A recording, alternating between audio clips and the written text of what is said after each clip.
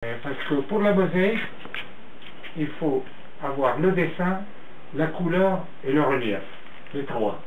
Ah bon, Là, ça dépend ce que tu veux réaliser. Vous avez déjà, pour ça, oui, il faut dessiner. vous avez le relief, vous avez le mouvement. Il faut connaître le mouvement de la pierre aussi, le mouvement. Voilà, je montrais à monsieur le début, le maîtrise. Oui, une œuvre maîtresse très importante. Très importante que j'ai fait pour l'hôtel de ville de Paris. Ça, c'est l'hôtel de ville et la place de Grève au XVIe siècle. C'est la maquette. Ça, c'est la maquette. Ça, c'est la mosaïque. Je l'ai présenté, puis ils l'ont accepté, puis ils m'ont dit alors et c'est la mosaïque. Elle fait combien de dimensions? Ça, c'est 2,50 m sur 1,60 m. Quelle finesse pour arriver à ça? Donc il faut faire des recherches assez importantes pour prendre de l'histoire. Même les maisons et tout ça, il faut savoir que même les maisons, il faut qu'elles soient bien exactes, comment elles étaient. S'il y avait des églises, s'il n'y en avait pas. Oui, ça, oui, il a fait des recherches pas maintenant, dans mais les musées pour voir comment c'était au XVIe siècle. Incroyable, incroyable. Je recherche pendant 6 mois pour faire la maquette. Mais quelle finesse, là, on voit même pas que c'est la mosaïque tellement c'est fin. Oui, oui, et les maisons, avec les maisons, il fallait que ça soit... Et tout seul, il l'a fait? J'ai utilisé le terme peinture de pierre. Ah oui. Voilà. Ah oui. Mais je fais tout ça, bien sûr. Alors là, c'est la Provence, j'ai fait beaucoup la Provence. Oh là là, c'est magnifique, magnifique, magnifique. Qu'est-ce que c'est beau. Qu'est-ce que c'est beau. Et ça, il fait combien de tableaux? 95, 62? 1,30 m, 89. Oh c'est un des plus petits. Mais on n'imagine pas parce que c'est une mosaïque moderne. Tu n'as pas le livre que je t'ai prêté? Il est à la maison. Ah, si tu peux me ramener, oui. Je le montrerai. Hein? Tu peux me le ramener? C'est magnifique, magnifique. Bah, c'est fait avec du marbre, du granit, une pâte de verre, et puis de la fresque. J'emploie la fresque aussi. Voilà comment je travaille. C'est en direct, la pose en direct. C'est vous là? Oui, oui. C'est la pose en direct. En direct, directement. C'est quoi comme c'est collé avec du... Ah ben c'est du ciment. C'est du ciment. C'est collé en ciment. Mais est-ce que ça se prépare au fur et à mesure ou c'est préparé d'avance? Non. Le support, lui, c'est un aggloméré de ciment et de fibres de bois. C'est spécial. Ah oui. Et je mets un petit morceau, je le remplis avec du d'abord, et j'ai une centaine de mosaïques. Oui.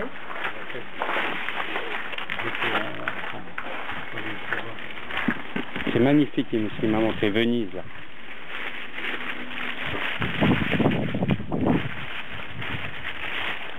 Mais Venise, ça va intéresser. Bien. Ça va intéresser. Ah oui, c'est magnifique. C'est magnifique, hein? C'est magnifique. Magnifique. Oh là là. Non, ça c'est fait pour l'hôtel de ville de Paris. C'est une maquette, ça. Ça c'est la maquette. Ouais. Et après la maquette, c'est extraordinaire. La mosaïque, elle est là. Je vous donne ça, hein, oui. Vous allez le lire, parce oui, que oui. là, c'est un petit truc que je fais pour le... Grosso modo, hein. Très bien. Non, on peut pas le voir comme ça, c'est pas chose, bien sûr. Bien, c'est un travail... faut pas essayer de faire que ça pour en vivre, j'imagine. Pareil. C'est un travail Armand Gelbert,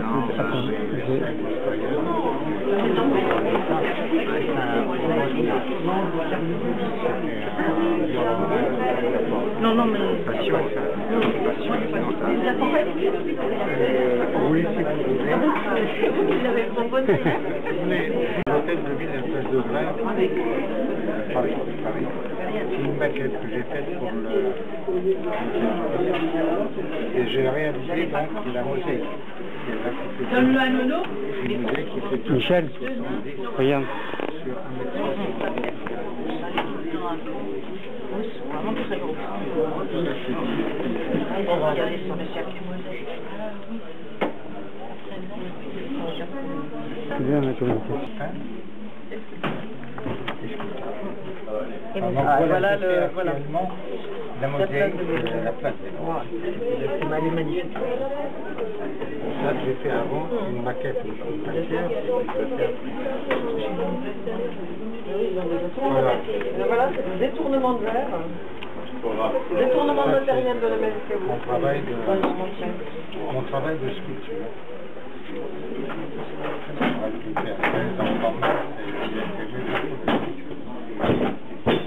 Oui, vous travaillez aussi bien le bois que la pierre. Et ça, c'est une œuvre de mon petite fille. Alors, elle fait les classes, elle fait en 2 heures, elle a fait la classe d'école. C'est bien. La classe de l'école avec...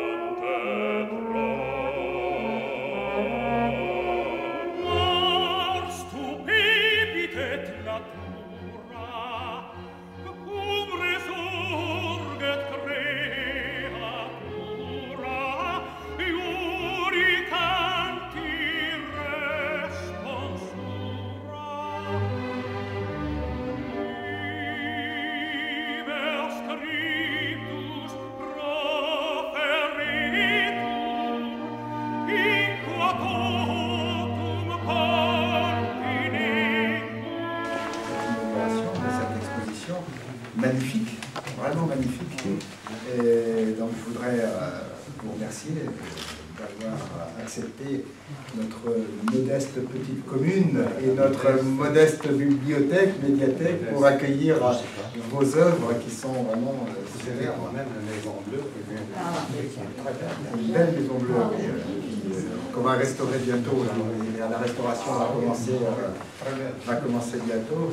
Mais donc voilà, la ville de Dives, on a une très grande richesse patrimoniale. Et c'est vrai que bon, ça nous oblige à dépenser beaucoup d'énergie, beaucoup de financement. On a une petite commune, mais on fait beaucoup d'efforts, on essaye de faire face, parce qu'avec l'église d'un côté, la Maison Bleue, tout le patrimoine... Léa, j'oublie Léa, mais bon, ça va nous arriver très vite. C'est vraiment un magnifique patrimoine qui demande beaucoup d'investissements, mais moi je crois que c'est des investissements qui seront productifs pour l'avenir, parce que la culture est aussi, c'est ce que je disais quand on avait inauguré avec nos amis la peinture qui est dans mon bureau, qui était de l'association de la Paquemer, qui a fait un très beau tableau que j'ai eu dans mon bureau. En période de crise comme on vit aujourd'hui, il ne faut surtout pas, parce que la tendance naturelle de la collectivité, ça va être de baisser les budgets de la culture, toujours, parce que c'est ce qui est le moins visible immédiatement.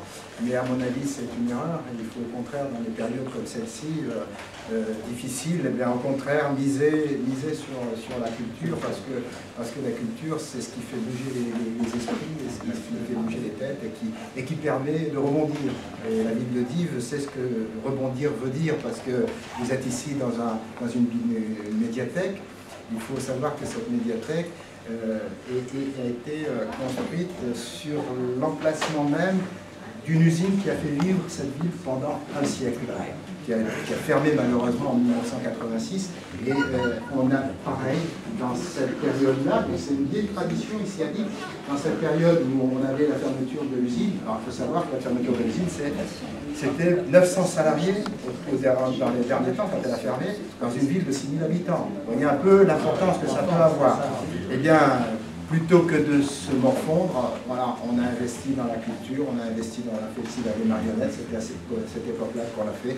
On a investi dans ces locaux-là en se disant, eh bien, on va transformer les anciens locaux de l'usine en maison de la culture et des arts. Donc voilà, pour toutes ces raisons, merci de votre présence et je vais passer la parole à Gisela Nance, qui est notre adjointe à la culture. Donc si vous permettez, moi je vais garder mon papier. Donc, monsieur le maire l'a dit, mais nous sommes fiers et honorés de vous accueillir dans notre médiathèque, d'accueillir un artiste, peintre, mosaïste, sculpteur, sociétaire des artistes français, sociétaire de la Société nationale des beaux-arts, de la Fondation Taylor et de la Légion Valette, je pense pour les Violette, pardon. Pour les spécialistes de la mosaïque, ce sont des noms qui veulent dire quelque chose. Et qui a collectionné les médailles d'or et les prix spéciaux dans les salons qui l'ont reçu. Vous aurez le détail, je vais en citer quelques-uns, mais vous pourrez voir le détail à l'entrée. Nous le remercions d'autant plus d'avoir répondu à notre invitation, pour toutes ces raisons. Et sa présence est une entrée en matière prestigieuse, je dirais, parce que nous allons, au moment de la Pentecôte, avoir une grosse manifestation qui s'appelle les Mascarades, et il décrit, le connaissez-vous, la chapelle palatine à Palerme. Et cette chapelle palatine, elle a été construite en 1132 par le roi Roger, dans le style gothique normand, et je crois que c'était la descendante de notre Guillaume le Conquérant.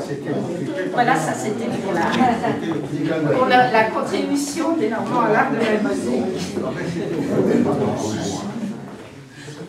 Et je voudrais quand même citer, même si je passe un peu vite dans le temps et dans l'histoire, la basilique de Lisieux. Vous m'avez dit que vous ne la connaissiez pas, c'est peut-être l'occasion d'aller la visiter. Qui a été achevé en 1937 et que l'on doit, alors je m'étais trompée, c'est à M. Pierre Godin, et c'était M. Albertini qui avait fourni les tesselles. Et donc, si on aime les chiffres, il y a 8000 m² de mosaïques dans la basilique, et elles ont été remises en valeur, ces mosaïques, il y a un an. Donc c'est un peu rapide tout ça comme voyage dans le temps, et pourtant le travail de mosaïque, ça n'a rien à voir avec la rapidité, c'est un travail de patience, vous l'avez dit, qui s'inscrit dans la durée, et vous l'avez dit aussi, le temps qu'il vous a fallu pour réaliser la place de Grève. Alors on est dans une époque où tout va trop vite, où tout va vite, tout au moins trop vite pour certains qui ont vécu des générations, des époques un peu plus lentes. Et tout s'est accéléré, la machine a remplacé la main, l'outil aussi, la communication, on l'a vu récemment encore avec l'actualité, instantanée, la numérisation de l'image, hop, un clic, et puis on fixe, on modifie l'image, et l'ordinateur est devenu même un outil de création, je pense. Et je pense que vous, M. Chervit, et d'autres personnes comme vous, si vous permettez, vous êtes presque un paradoxe dans votre parcours, parce que artiste et technicien, vous avez mis votre talent au service pour l'invention industrielle dans un domaine qui avait rapport avec la vitesse, la rapidité.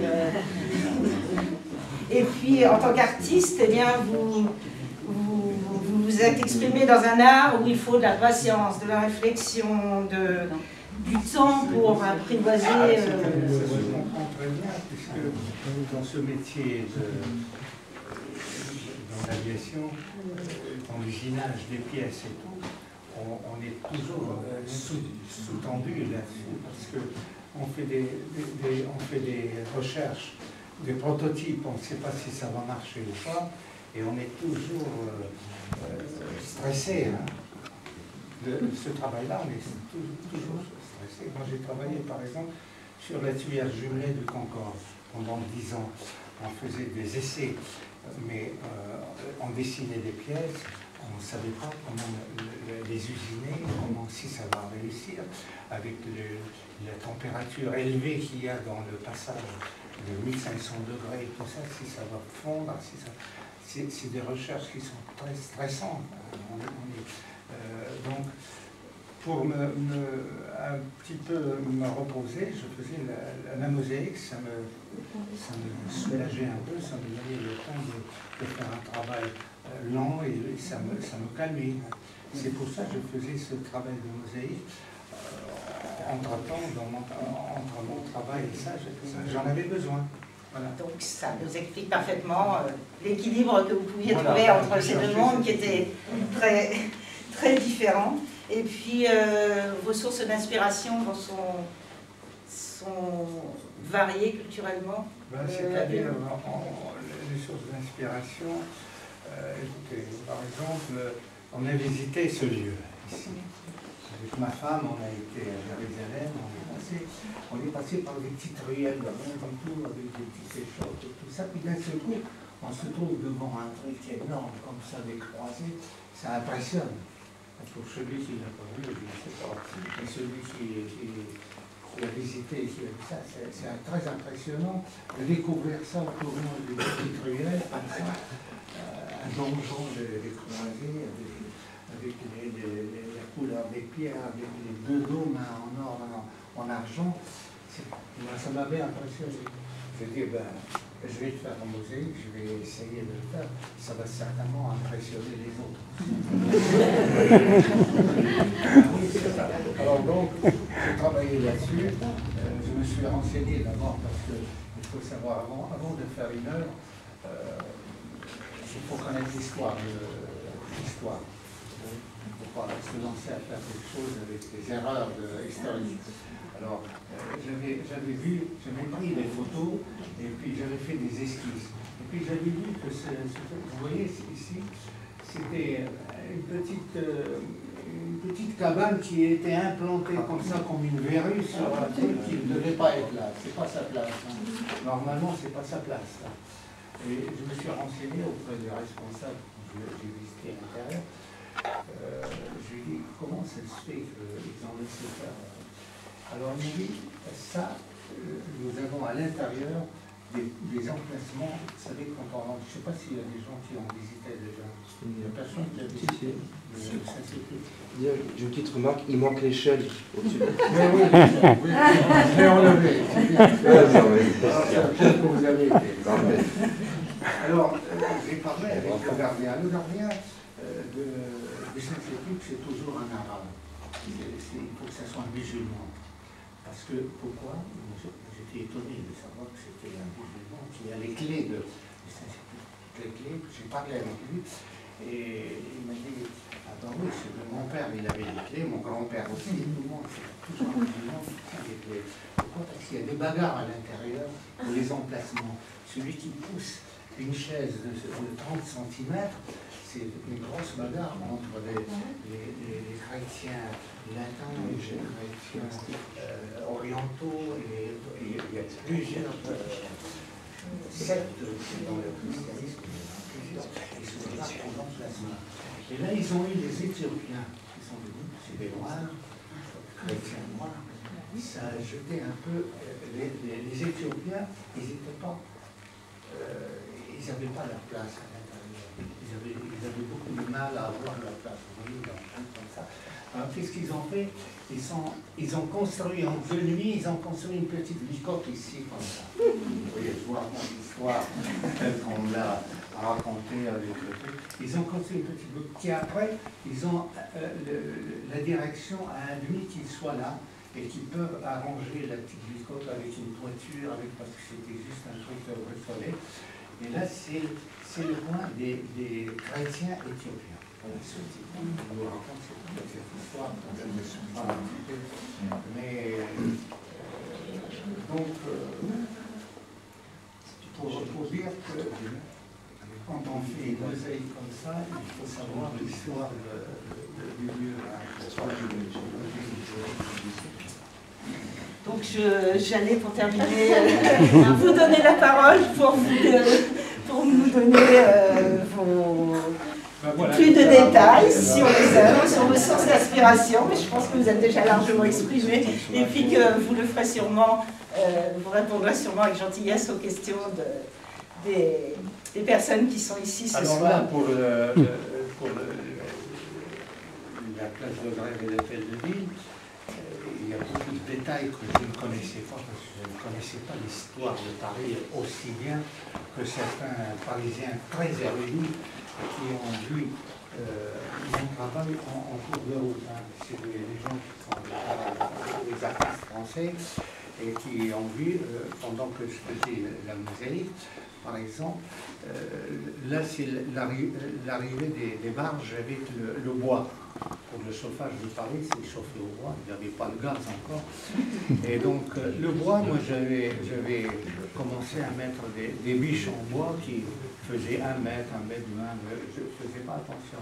Le gars qui connaissait très bien m'a dit attention, en ce temps-là, les biches étaient réglementées entre 65 cm et 70 cm. Il ne fallait pas qu'elles dépassent. Parce que c'est pour le transport, vous voyez, les gens qui transportaient sur leur dos, là... Vous avez déjà inventé pour l'équilibre. C'est comme les vitriers, là.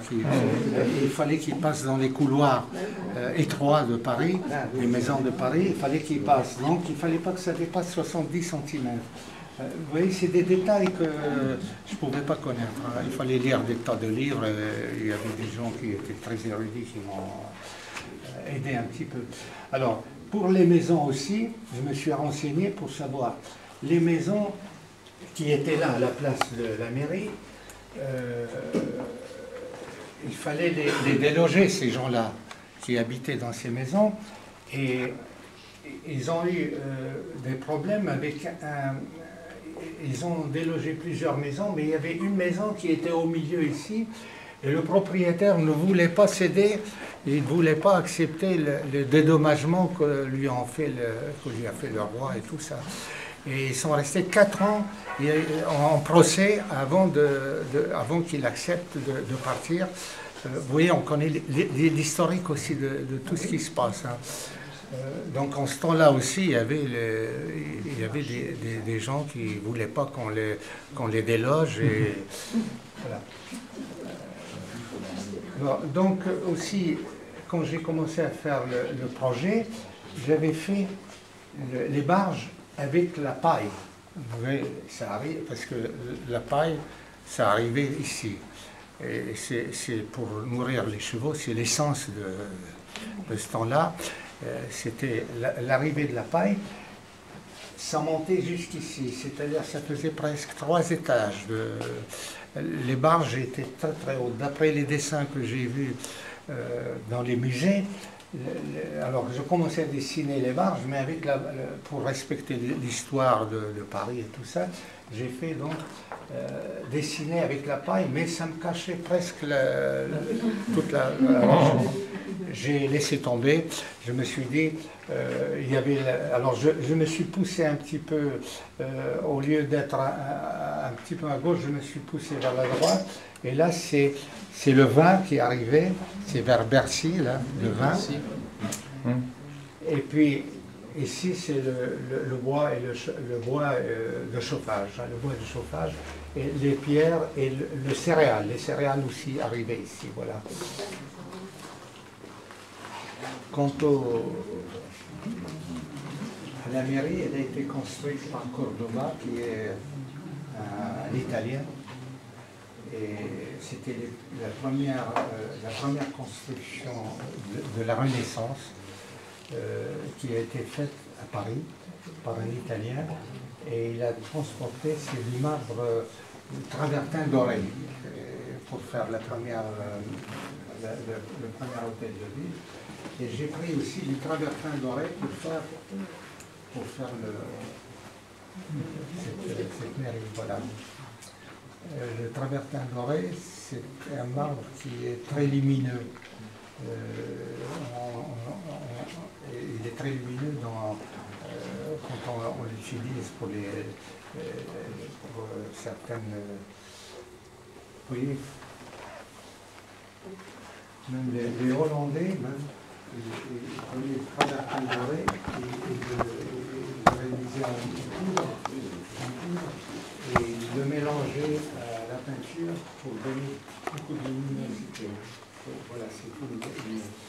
particularité de ce marbre?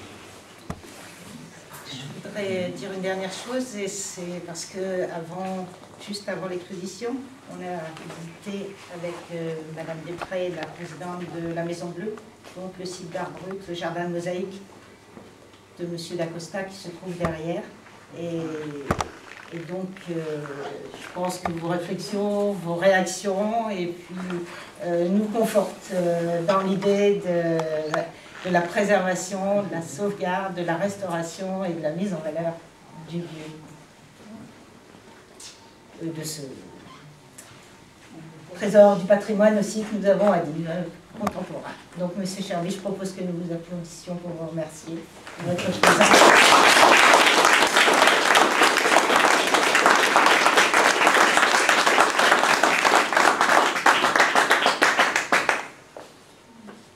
Merci beaucoup de votre accueil, et puis je tiens à remercier beaucoup le personnel qui m'a reçu, et puis le service technique. Le service technique, sans lui je ne serais pas là.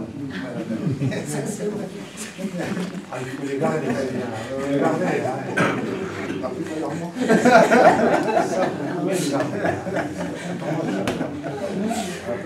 Mais je dois vous dire quand même qu'ils ont été enchantés d'avoir travaillé pour vous. Deux personnes très gentilles et efficaces. Donc, c'est pour ça que je dis, pour venir avec plaisir, mais si vous pouvez venir les prendre chez moi. Pas de problème. Il n'y a pas de problème. Avant, je le faisais, mais je suis arrivé maintenant. C'est impossible. C'est très bien. C'était la condition normale. Vous l'avez accepté, ça. Il n'y a pas de problème. Moi, ça me fait Un véritable cadeau. Comment? Je dis c'est un véritable cadeau. Pour moi, c'est un plaisir de venir chez vous parce que c'est très sympa et pas de problème. Moi, j'aime mieux vivre que travailler. Oui, c'est ça. Franchement. Et puis la nourriture aussi beaucoup, il y a des odeurs. On voit les petites ruelles. Hier, on s'est baladé dans les petites ruelles et tout de Lille. Ah oui, de Lille. C'est curieux, ça. On est bien dans une ville médiévale. Hein. Oui, oui, encore. Je suis garé avant-hier. Ah oui, non, ça nous a donné l'occasion de faire Ah oui, il y a du caractère.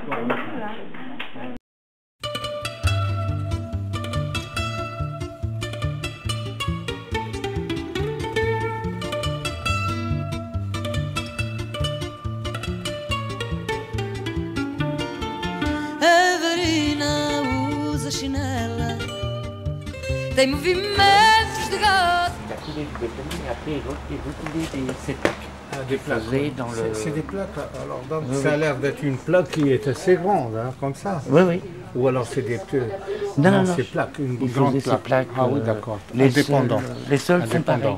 Oui, le sol c'est pareil. C'est des grandes plaques. Ouais. Et qui recollaient après. Donc il construisait déjà le pilier en béton et puis il venait coller son truc avec. Il faisait ces plaques dans l'atelier et il venait les coller. Il venait les coller là-dedans. Bah oui, c'est la meilleure formule d'ailleurs pour. Autrement, on ne peut pas travailler sur le truc en direct hein, avec le ciment et tout, c'est très mauvais. On ne peut pas se. Mais, Monsieur Armand Cherby, comment vous avez vu cette œuvre, cette Maison Bleue? C'est très beau, c'est superbe. Il était inspiré, il avait beaucoup d'inspiration, ce monsieur. Hein, et c'est d'une naïveté, d'une sincérité totale. Hein, c'est très sincère ce qu'il fait. Hein, c'est touchant, c'est touchant. Alors là, il a fait plusieurs thèmes de religion.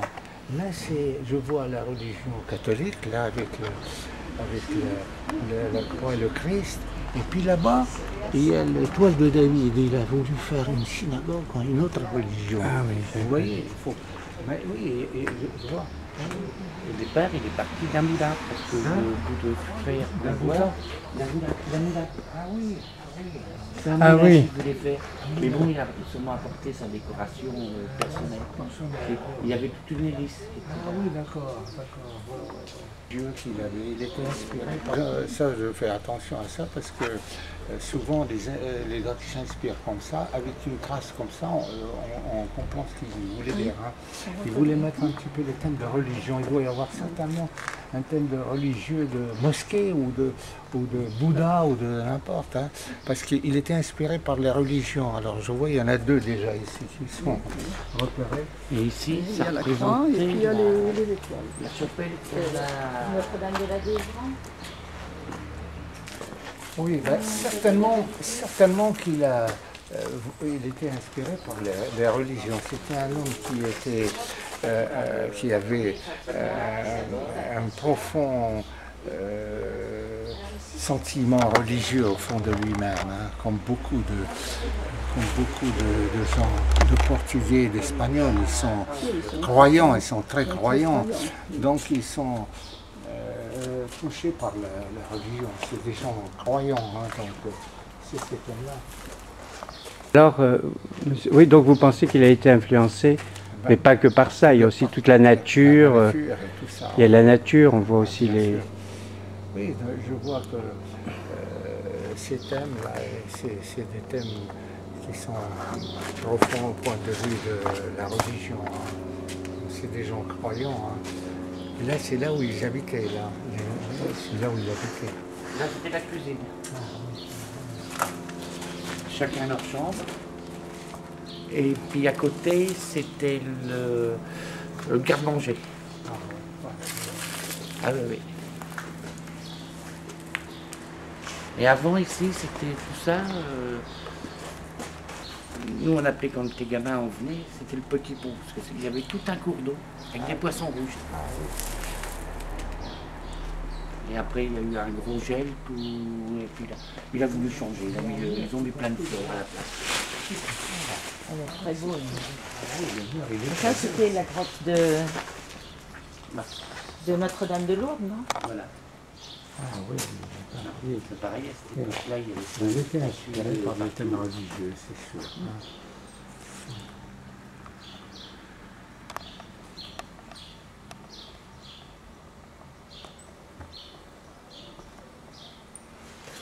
Mais est-ce que, Armand Charby, est-ce que tu considères ici que c'est une technique d'art brut? Ça rentre dans l'art brut, cette technique, c'est pas la même que la tienne?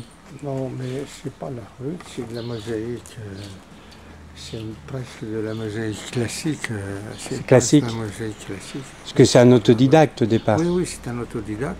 Mais le fait de travailler, de couper des tesselles et de les coller comme ça les unes contre les autres, c'est la technique gréco-romaine qui existe depuis 3000 ans. Hein.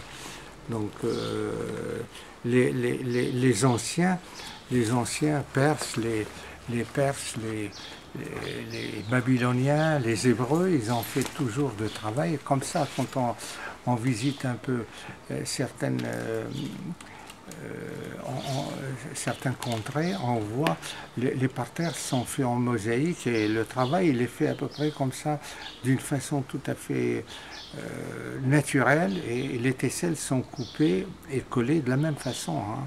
Donc on ne peut pas dire que c'est un art brut, le mot brut ne convient pas, c'est plutôt là, c'est la mosaïque presque classique. Hein, presque classique. Il a employé bien sûr des tesselles qui n'existaient pas dans le temps, hein, mais des matériaux qui n'existaient pas. Mais autrement, le travail c'est toujours le même. Hein. C'est collé avec le ciment sur un support. Hein. Mais ce qui rend sensible, n'est-ce pas Bruno, c'est aussi, c'est-à-dire, il a investi dans la création, sa propre vie, cette œuvre qui s'implique dans sa propre vie. Bah, c'est-à-dire que il travaillait dans une usine. Il travaillait dans une usine. Une fois que l'usine a fermé et qu'il n'avait plus de travail, il est tombé en longue maladie. Il est tombé en longue maladie. Ah oui, alors donc il avait la maladie et tout ça, il voulait exprimer, il voulait montrer que en étant malade, et ça n'empêchait pas d'avoir des idées et d'avoir de l'inspiration pour faire de belles choses. Il les a montrées. Parce que, excusez-moi, au Portugal, il était cordonnier. Ah oui, ses parents étaient viticulteurs. Ah, d'accord, oui. Quand il est arrivé en France pendant la guerre, il a fait un tas de travaux dans les chantiers publics, tout ça. Après-guerre, il fallait reconstruire les usines, pas les usines, mais les églises. Et avec ses beaux-frères, ils se sont mis tailleurs de pierre. Ah oui, d'accord. Il était tailleur de pierre. Oui, oui. Ah oui, d'accord. Ben ça, c'est lui qui me l'a raconté. Je ne l'ai pas connu à cette époque-là. Mais bon, il avait beaucoup de bases pour pouvoir travailler. Qu'il était ici à Dives, il était un peu perdu dans son truc. Il voulait reprendre contact avec tout ce qui pouvait l'inspirer, tout ce qui pouvait lui faire du bien à lui. Ça lui faisait plaisir de faire ça. Certainement, quand il faisait une œuvre comme ça, il était calmé, il était heureux en lui-même, il était heureux, bien sûr. Moi, comme enfant, j'étais le seul qui avait le droit d'aller partout, dans les cours, de regarder. Il faisait le commis en fin de compte. Il se défoulait, il était très heureux de faire ça pour montrer, voilà ce que je peux faire moi, en tant que malade et puis qui n'a pas les moyens et tout. Voilà, j'ai quand même des moyens à moi. Et je veux les montrer. Il était fier de montrer ça. C'était une façon sûrement de s'exprimer. De s'exprimer, c'est fou. Il a dû arriver du Portugal à 22 ans. Ah, oui, jamais y retourné. Ah, oui, jamais retourné. Donc... Mais est-ce que cette œuvre a commencé... Quel était le début? Ça a commencé par quoi, le premier moment? Alors, ça a été quoi? Il a été très colère quand ils ont envoyé la chienne... c'est Laïka, avec le Sputnik. Ah oui, le Sputnik, Donc il a commencé à faire une œuvre. Il adorait les églises, donc il a voulu faire un édifice. Et puis après, ça a tombé pendant qu'il est tombé en longue maladie. Donc après, il a continué pour... sûrement pour s'exprimer, faire voir qu'il existe encore. Ah ben oui, il voulait montrer aux autres qu'il existait, qu'il était capable de faire quelque chose qui peut étonner les gens, qui peut plaire aux gens, c'est sûr et certain. Et la mosaïque. Parce la mosaïque, c'est un art qui lui convenait beaucoup. Il ne faisait pas la peinture, mais là, c'est un truc qui convient à quelqu'un qui sait manier le ciment, qui sait manier le truc. Mais toute sa vie, pour dire tous les métiers qu'il a appris, ils les ont employés. Donc il était tailleur de pierre, maçon. Tous les corps du bâtiment, Il n'a pas fait le cantonnier aussi à une époque, non? Je sais pas, j'ai vu ça. Mais... Peut-être, mais... tailleur de pierre. Il n'avait pas pierre. travaillé un petit peu aussi, aidé sur les chantiers, à la restauration des églises, parce qu'il qu'il est venu après-guerre en fait. Non, il est arrivé pendant la guerre. Pendant la guerre? Avec ses beaux-frères et puis ses sœurs. Mais au Portugal, il était cordonnier. Et ses parents étaient viticulteurs, mais ils étaient trop nombreux pour pouvoir vivre. Donc ils sont venus en France. Il était au départ dans le nord de la France. Hein. Ah oui, il a fait beaucoup. Il est décédé dans le nord de la France longtemps et après Saint-Nazaire. Et de Saint-Nazaire, ils sont venus à Dives. Il est décédé en France, oui. À Dives? Ici. Ah, ici. Ah oui, d'accord. Vous avez vu le petit panneau qui est devant Laïka?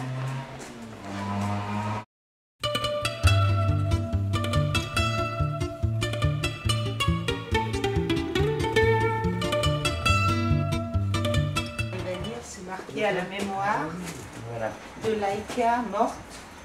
Ah oui, d'accord. En souvenir. Ah oui, d'accord. 1957, il doit y avoir 15 novembre. Il était très touché par cette... Il y a des copains qu'il avait, qui ne savaient ni lire ni écrire. Oui, c'est vrai. Il ne savait pas lire. Il ne savait pas lire ni écrire, et il a eu son permis de conduire. Ah oui. Il passait à l'oral à cette époque-là. Et ça, c'est le fameux siège qu'on retrouve souvent. Oui. Ce travail de siège, on le trouve dans beaucoup d'œuvres de mosaïque. Les enfants appellent ça le trône. Le trône, oui, c'est un trône. D'une certaine manière, c'est un trône.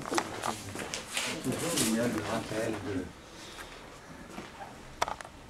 Et il devait être très croyant en lui-même, hein. Même sans aller à l'église, il devait être très croyant. Parce que c'est assez profond ce qu'il fait. Hein. C'est assez profond. Des symboles religieux. Sa femme était très croyante. A caravela no coração. Elle est râlée. Tous les ans, elle y allait. Par tous les temps. Et il y avait une croix ici, dans toute la pièce. Et il était...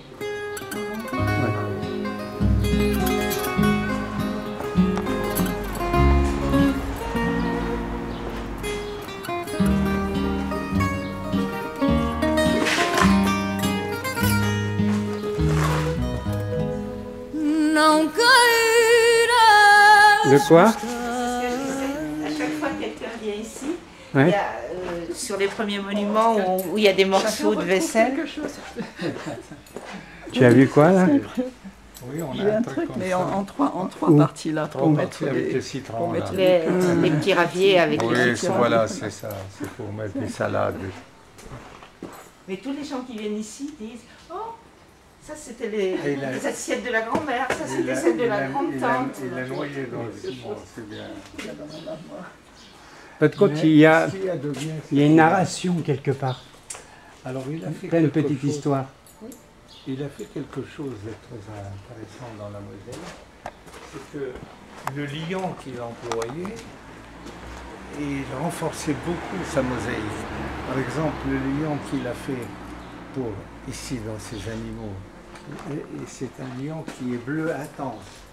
Et ça renforce beaucoup la couleur de la mosaïque. Ils ne sont pas si bleus que ça, mais c'est le lion qui est à côté qui les rend encore plus bleus. C'était du bleu de méthylène. Peut-être il a employé. Oui, oui, c'est très possible. Quand j'ai été ado Très avec possible. mon permis, c'est Oui, moi qui allais parce faire que les c'est courses. assez- le bleu de méthylène, c'est très envahissant. Et avec le ciment, Là, il y a une date. Je suppose que c'est la date où il a fait cette œuvre, non? Certainement. Puisqu'il a commencé en 1900. J'ai vu ça quelque part. Tu vois, par exemple, Sid Harold. 65. C'est intéressant ça. Hein, il a Guillaume là. Il reprend de l'histoire d'Harold là. Oui, ah oui, oui, d'accord, l'histoire de... Et si tu regardes de l'autre côté, tu as le pendant, c'est Christophe Colomb. Ah oui, De d'accord. l'autre côté. Ici? Oui. Oui, tu as vu ce qu'il y a là. Et c'est quoi? C'est une assiette? C'est... Non, on dirait du papier. C'est une assiette. Oui, c'est le moment. C'est pas possible. Bah, il y a- on a- Non, il est au-dessus. Voilà. Christophe Colomb. La Santa Maria. Oui, il a fait le...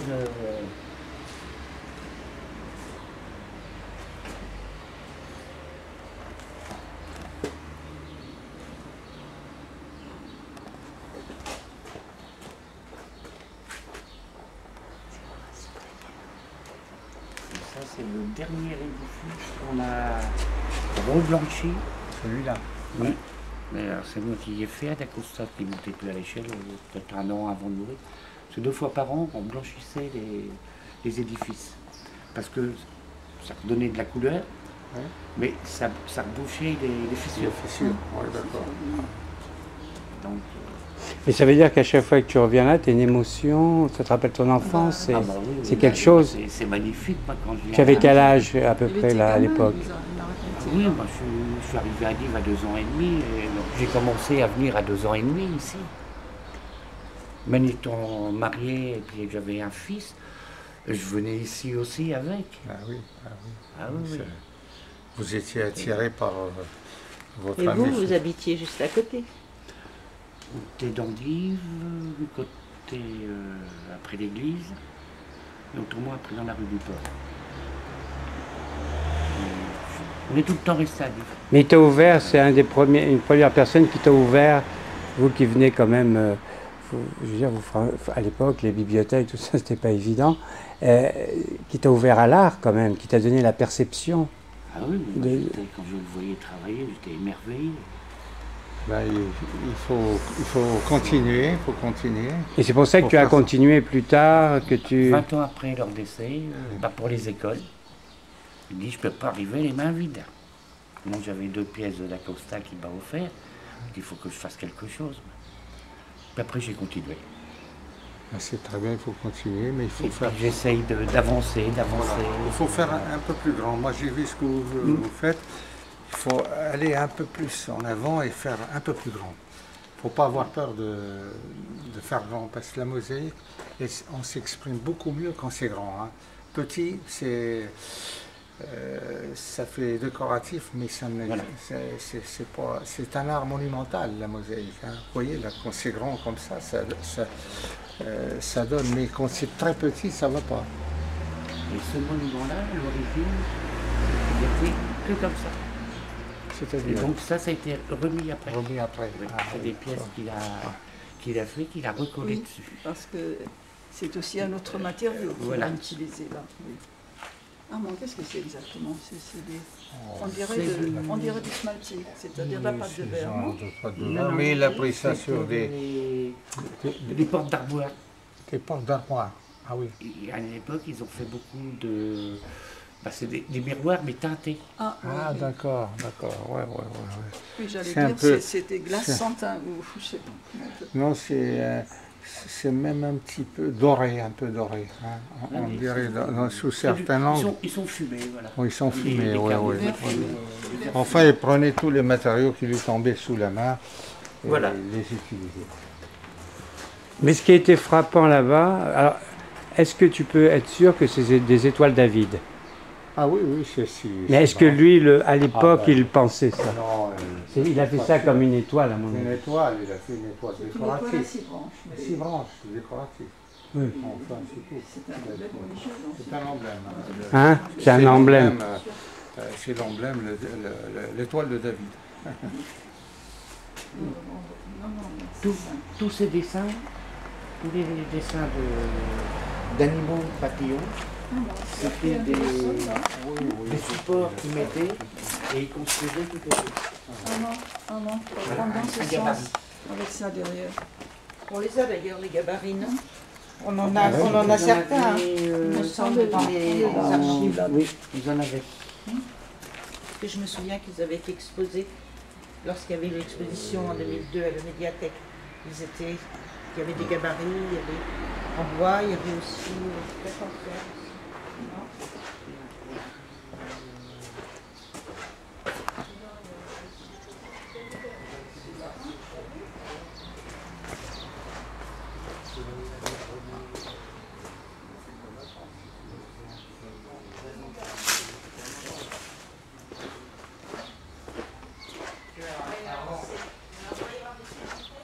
Hein?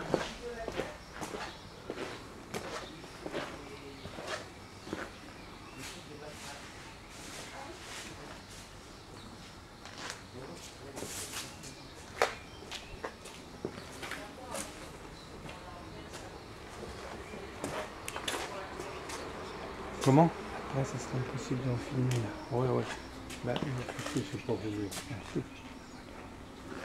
Je voulais te dire, j'ai pas voulu trop insister pour dire que c'est juste, mais c'est aussi un peu.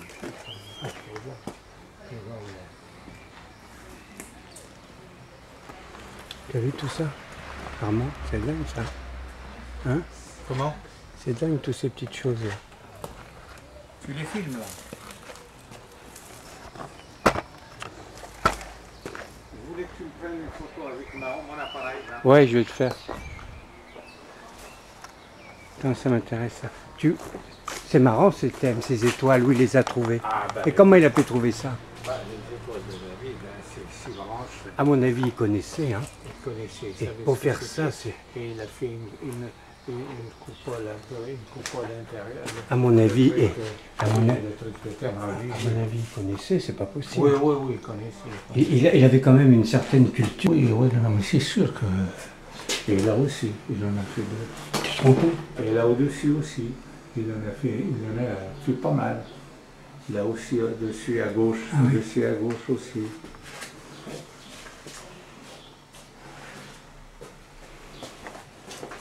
Le grand moulin, il appelle ça. Et puis sur le côté aussi, donc...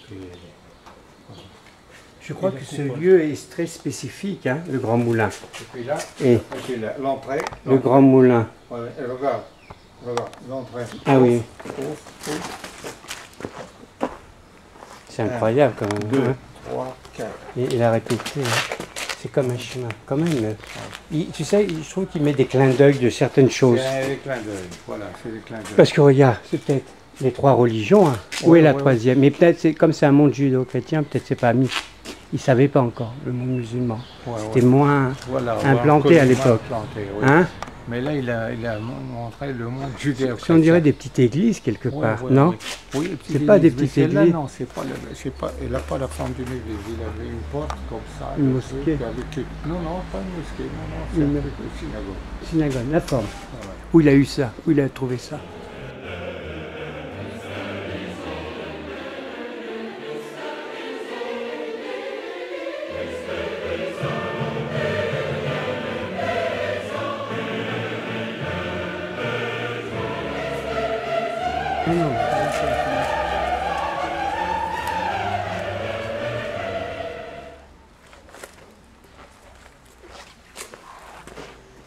Et vous avez commencé à quelle année la mosaïque? J'ai commencé il y a 50 ans la mosaïque. Il y a 50 ans. Ah, ouais. Dans les années 40, 50? Vers 60.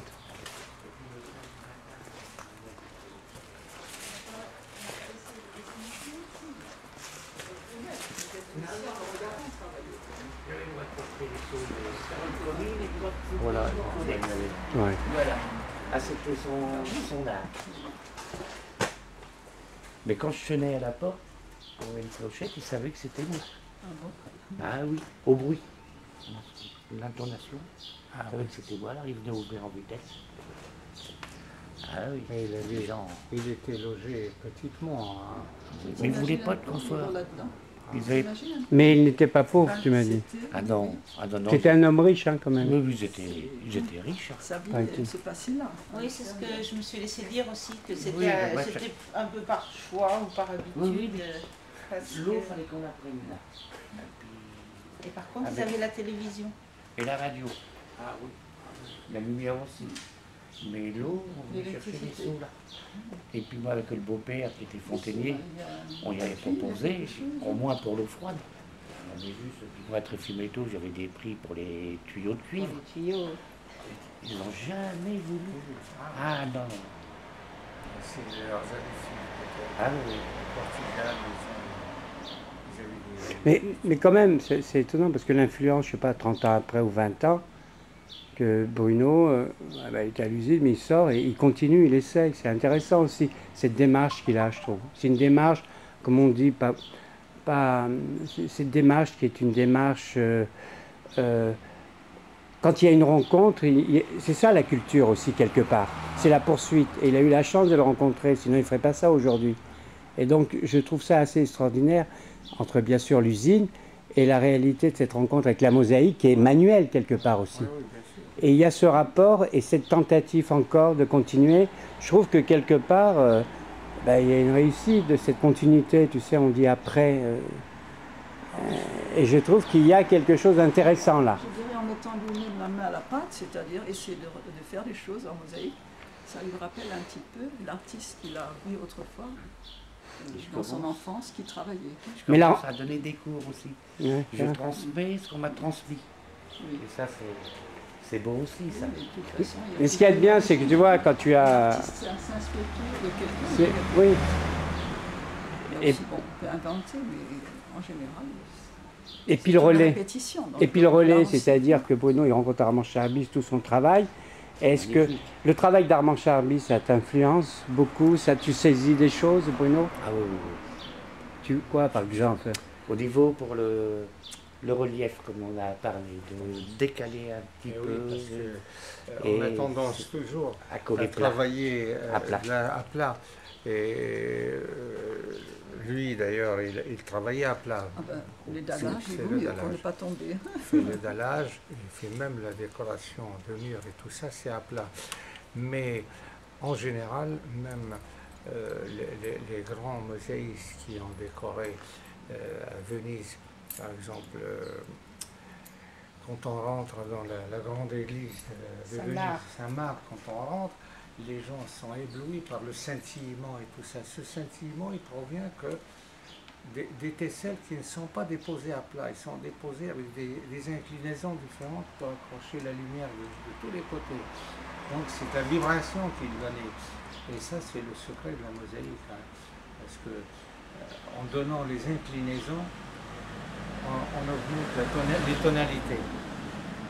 Vous prenez un carreau de blanc, un carreau de faïence en blanc, vous le mettez à plat, il est blanc. Vous le coupez en 50 morceaux, vous les déposez à plat, ils sont blancs, ça reste blanc. Si vous prenez ces 50 morceaux, vous les inclinez différemment, vous avez 50 tonalités de blanc. C'est une très grande richesse dans la mosaïque. Et ça, c'est pour toutes les couleurs, c'est pareil. Vous prenez du rouge, vous prenez du vert. Si vous le mettez avec des inclinaisons, vous enrichissez les tonalités. C'est une chose que... Il y a beaucoup de couleurs à partir d'une seule. À partir d'une seule. Oui. C'est ça. Alors que là, le travail fait, c'est un travail à plat. Et donc, à Saint-Marc, ils ont fait les travaux, même l'or du fond et tout ça, c'est toujours avec des même l'or. Et là, c'est réalisé sur place. Oui, c'est appliqué directement sur les murs. Avec des panneaux qui sont préparés à l'avance dans l'atelier, et on vient les déposer. C'est un puzzle qui se fait. C'est un puzzle. À certains endroits où on ne doit pas voir la marque, où on ne doit pas changer le dessin, où on ne doit pas déranger le dessin.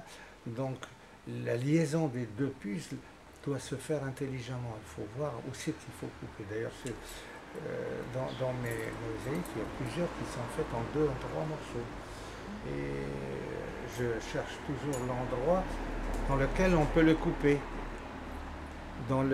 Par exemple, l'hôtel de ville et la place de Grève de Paris, comme il est très grand, pour le transporter. Et puis, il ne faut pas hésiter à copier des anciennes mosaïques de Ravenne, par exemple.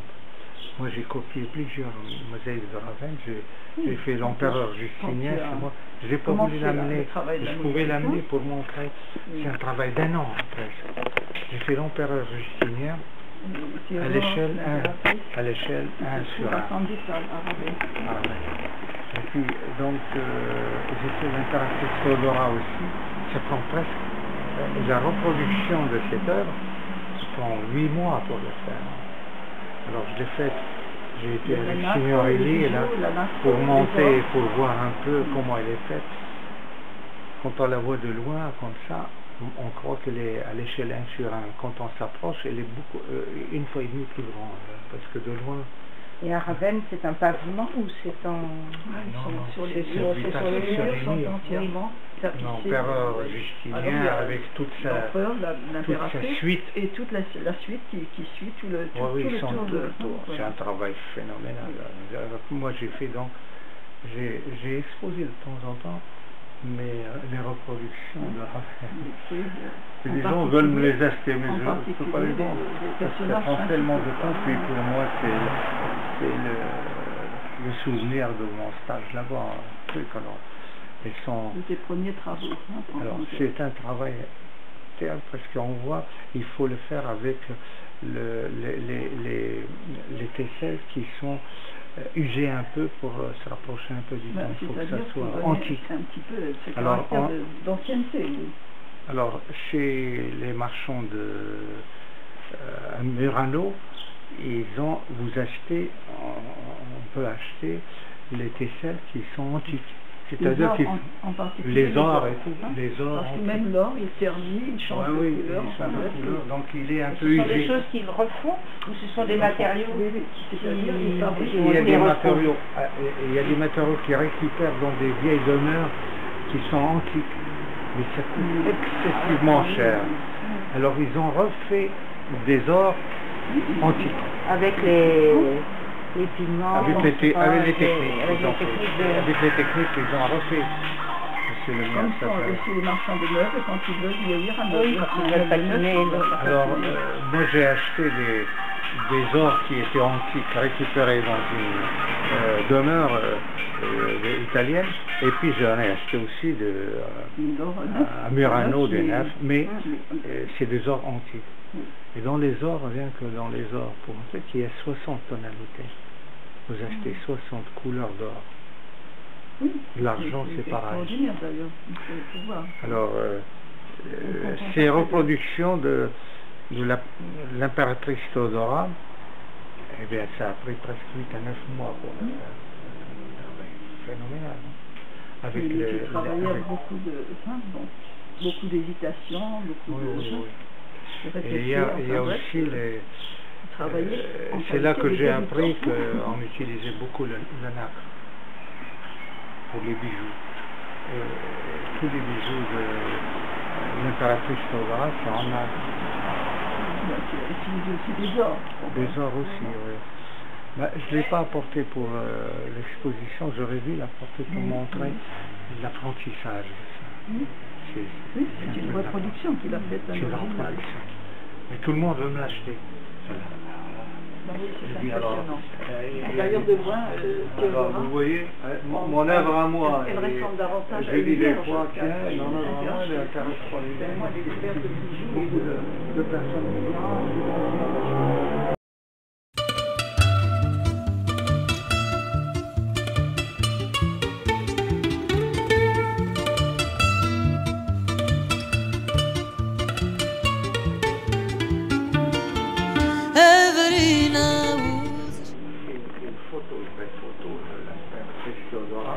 Et vous vous amusez à faire le visage, à faire tout combiner. C'est un travail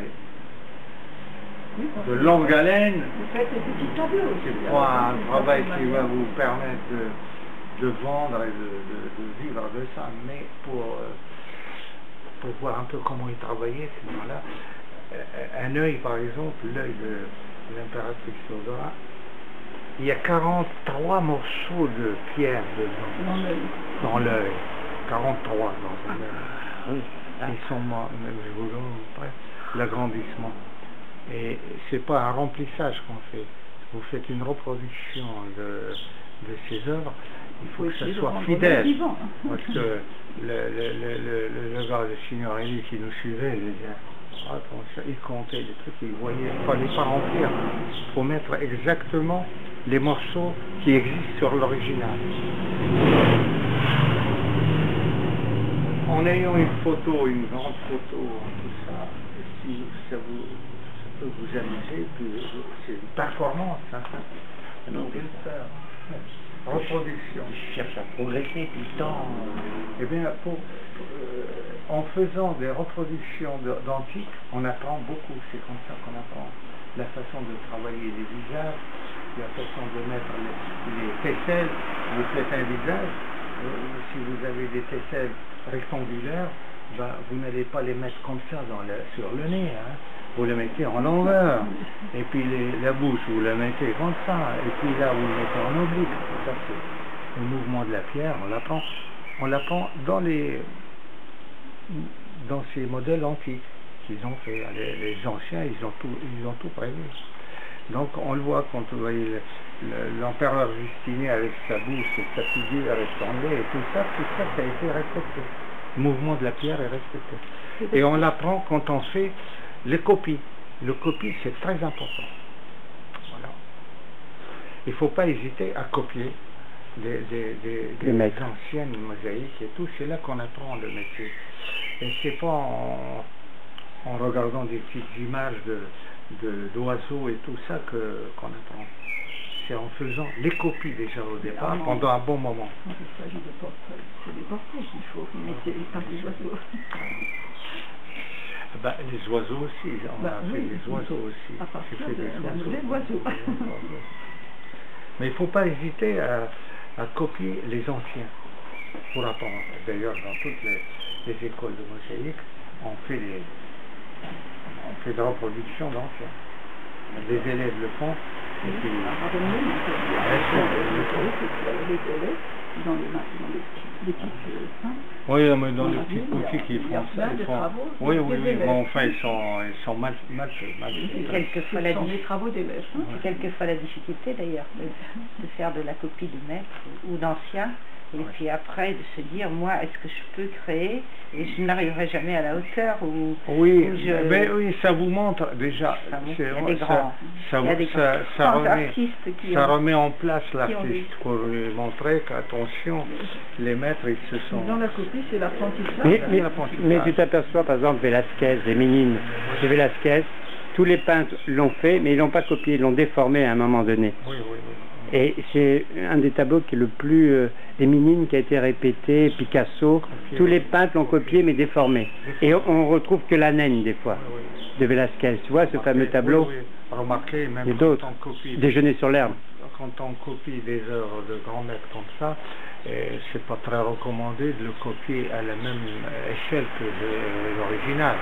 Et d'ailleurs, on vous le dit d'ailleurs, quand vous allez au musée du Louvre ou n'importe, il y a des élèves de Beaux-Arts qui vont pour copier une peinture, on leur dit toujours pas à la même échelle, jamais. Voilà, bon, on ne va pas retenir. Oui, bon, on va aller. On va y aller. C'est très gentil. Ouais. Bon, ben c'était super cette petite rencontre. Hein. Ça a eu lieu, on pourra l'ajouter dans le... Donc ça a été une rencontre avec la ville de Dives. Ah oui, oui, très bien, très bien. Pour moi, je préfère exposer à Dives que d'exposer au Casino de Cabourg. Hein. Je peux vous dire. Vous l'avez dit, c'était pas le... Comment? On n'est pas à la même échelle non plus. Voilà, non mais l'échelle... Et l'échelle est peut-être un peu plus humaine. Plus humaine, voilà, mais pas une échelle... je ne juge pas à l'échelle des grandeurs et de la valeur de ce que ça coûte et tout ça, mais à l'échelle humaine, ça n'a aucune comparaison avec la vôtre. Camille, je sais bien qu'on a un petit peu insisté pour que vous veniez depuis notre rencontre, au moment du livre d'artiste, mais donc on a été très heureux que vous veniez. Moi j'ai été aussi très heureux de participer, de voir que Dives, ça me changeait un peu de l'ambiance de Cabourg, parce que j'ai été invité plusieurs fois à Cabourg. Tu as exposé plusieurs fois à Cabourg. J'ai été invité d'honneur et tout ça. Et puis j'ai été aussi au festival du film romantique. J'ai été très déçu.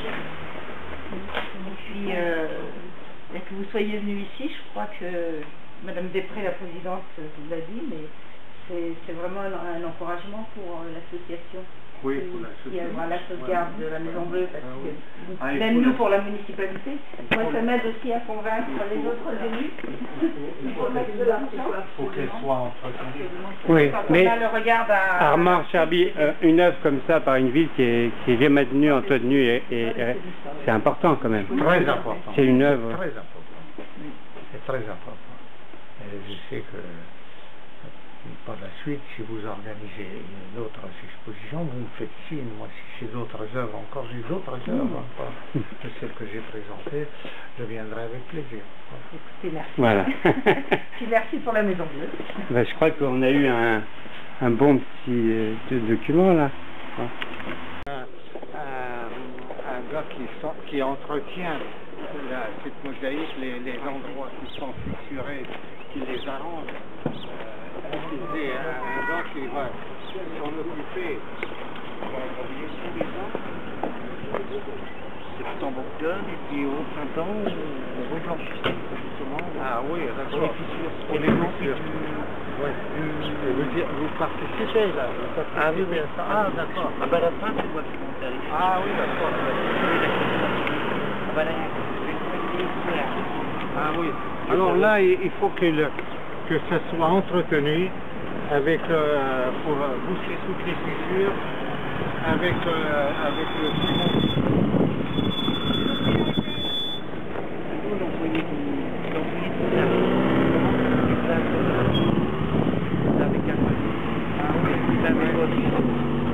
C'est la grande prise.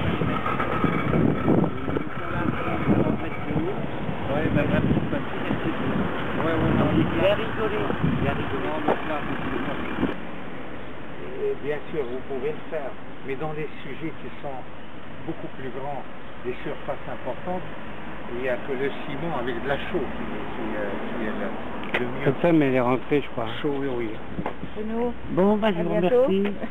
c'est Charlie, je vous dis au revoir, parce qu'on a une réunion là à 5h30. Merci beaucoup pour votre gentillesse. Vous nous avez aidé, tout ça. Merci beaucoup. Hein. Bonne fin de journée. Merci. Ah oui, vous retournez un peu à la médiathèque. Oui, je vais retourner à la médiathèque. Aussi 5 minutes.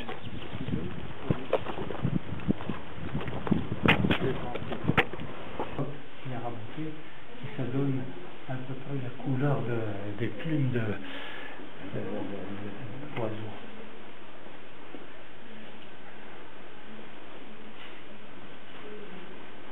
Asseyez-vous. Je veux bien. Oui, c'est bon.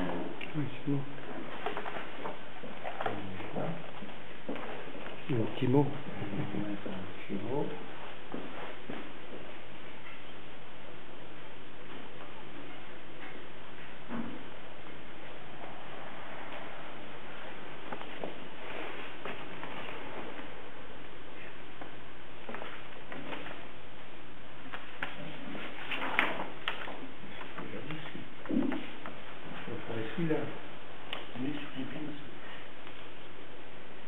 Je pouvais m'en inspirer pour le relief flamboyant, qui est des morceaux de décalé.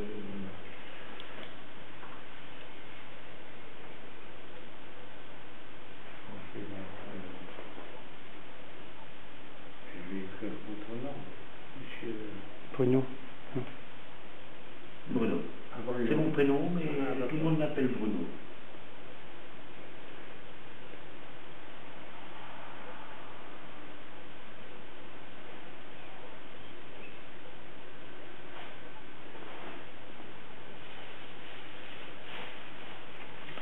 Tenez, monsieur. Eh bien, je vous remercie bien. Ça me fait plaisir.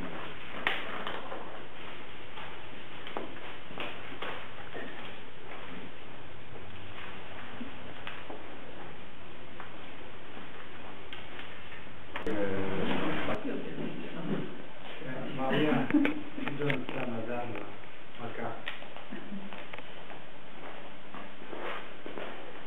Je suis très touchée. Je vous ai mis une dédicace toujours parce que c'est tellement d'admiration.